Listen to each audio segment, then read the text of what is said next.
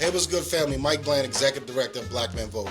And this is your mic drop, our unapologetic, informed, and passionate take on the systems that we're navigating as black men and how we pass the tools of change to the next generation. So we're talking about civic gifts. And these aren't the ones that, you wrap up in the bow, but these are the ones that last a lifetime. The gifts of knowing your power, the gift of knowing your rights, the gift of understanding that democracy is not a spectator sport.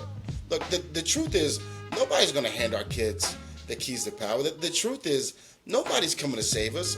And so therefore, we have to teach and grab those keys, open the doors, and sit at the tables where decisions are getting made. That's our responsibility. And teaching civic engagement isn't just about voting when you turn 18. That sounds cute.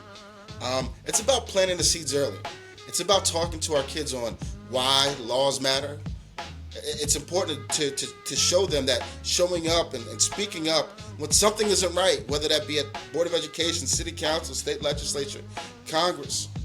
It's about taking them with us to community meetings and rallies and yes, even the voting booth.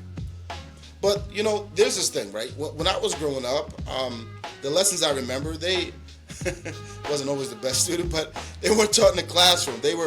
It came from me watching my elders, my mentors, my mother, my uncles, and them debating policy like it was a sport. And hearing them break down a ballot or seeing them stand their ground in front of a city council member, or even understanding why staff representation matters on political campaigns. If we don't prepare them for now, we're leaving our kids to fight these battles blindfolded.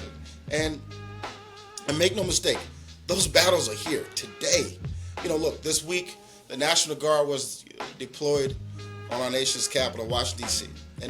And let that sink in. This is our capital, the people's capital, where soldiers were once again in the streets. Whether they tell us this is a precaution or this is protection, history has taught us to look deeper in these moments. Moments like this is why civic literacy matters. This is why civic action cannot, by any measure, be optional. We need to be teaching our young people right now that what does power look like? What does accountability look like? How quickly these freedoms can be rolled back?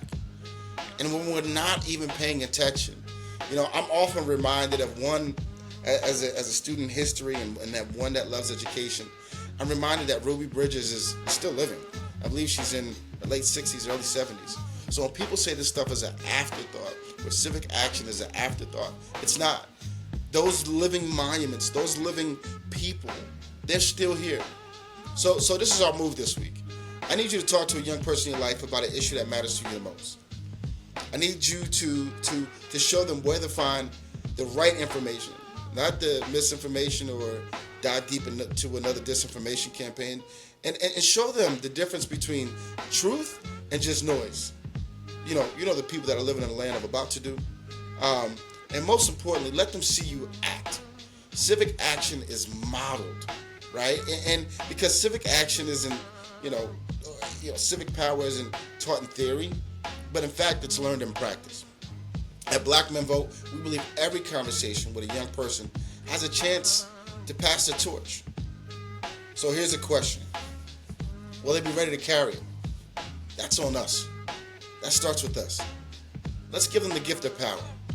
Let's make sure we keep giving them the gift that keeps on giving. All right, I'm out. That's our mic drop for this week. Let's move forward. Let's work together. Peace.